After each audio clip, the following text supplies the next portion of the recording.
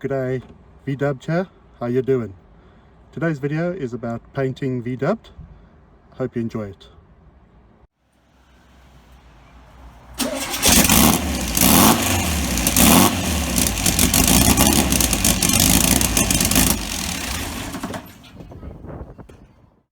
So back to the painting of V-dubbed, and in this shot you can see that they've painted the body with a white primer, and that's just to check that the body is straight.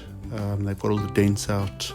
You can also see just next to the fuel filler that there's some guide coat there. The guide coat's used to show high and low spots, so you know if you've placed putty over any small imperfections, where to sand the height of the paint so that it's all a smooth surface.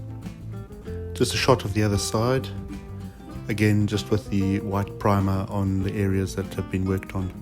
You can also see the patch behind the front wheel where that rust has been cut out and a new patch welded in.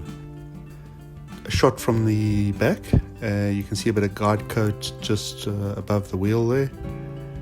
And again, this is just work to make sure the body is smooth and that the lines are straight. Again, just another shot as you move around the back of the vehicle. This is the hood, and you can clearly see the guide coat, those black sort of hazy spots. You just spray like a light coat on, and then as you sand it, if you sand away all of the black, it means that the bodywork is straight and smooth. If you're left with some black spots, you know that they're low spots.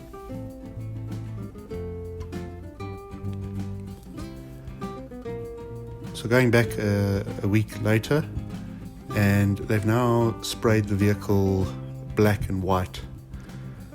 The reason I think they did this is when I spoke to them about the colors I wanted, I said that I wanted a two-tone vehicle, and I wanted the top of the vehicle, so basically the bonnet and the engine lid, to be sprayed a silver color, and the bottom to be sprayed a black, metallic black.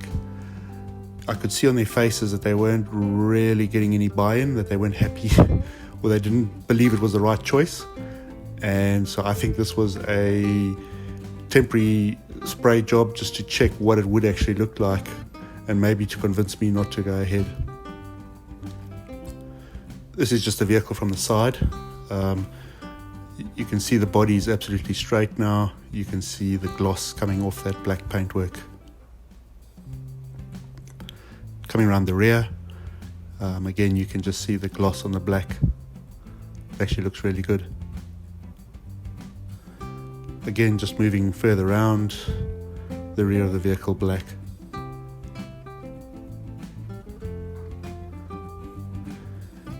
So before the final color was applied, they did the final sand down, and this is really just to sand it to prep so that the paint will adhere to the surface, just to roughen up that existing surface.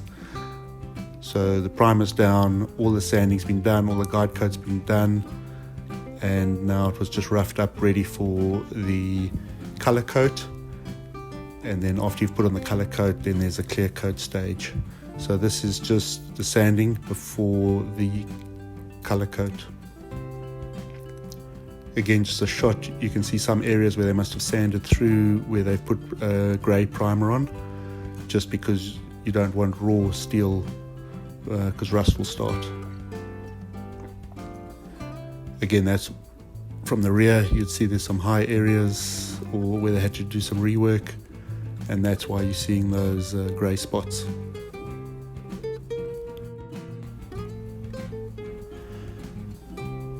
These are the doors, and the white dots are the putty that's been used to fill the low spots. So they must have been fairly sharp dents, probably from other vehicles opening their doors against that door, and they just need to be filled with putty and then sanded down to give a smooth appearance. I requested some modifications to be done to the dash, and the shot is just before any work was done. The shot is later on. You can see all they've done is really remove the radio.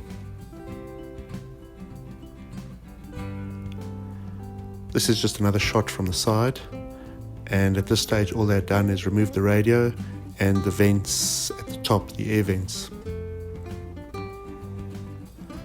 So this is what I was looking for. I really wanted a smooth dash like a earlier Beetle, so removing all those extra air vents at the top of the dash, removing the radio opening, and also removing all the vent knobs from that area. So you can see there's a big putty area where they filled in the radio blank and the vent knobs, as well as the actual vents across the top just below the windscreen. So there it is after they've sprayed it metallic silver. You can see the vents at the top have all been deleted. The two knobs remaining will be the lights and the wipers, but the vent knobs below have been deleted. And that's reassembly of the dash, so it's much the same picture, just with the windscreen in, and you can see that the panels on each side of the speedometer have been reattached. You can see we're just discussing the paint job, and the front valance below the bonnet has been sprayed silver. That should actually be metallic black.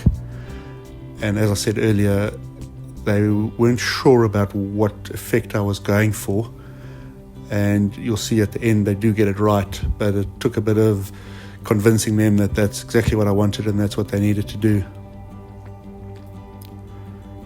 So that's the vehicle now with a metallic black from the bead line down and metallic silver above.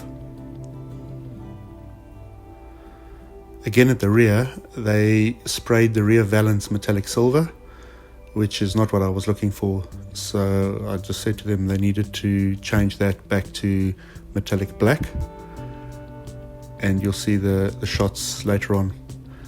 The other thing I did is we put in custom lights just for something different. So those holes had to be cut out so that they're flush mounted lights.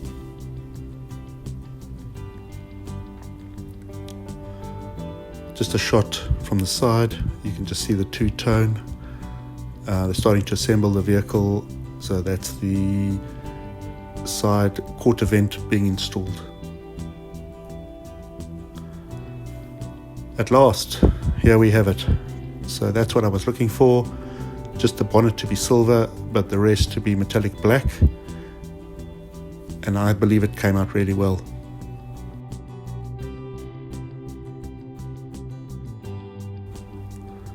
Another shot. I think it looks very smart.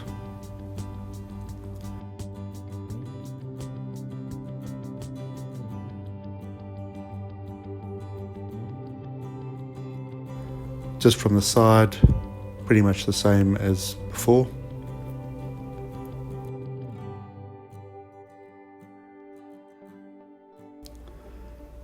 And from the rear, now that the rear valance, the valance below the motor cover has been sprayed metallic black, I just think it gives it a very nice line.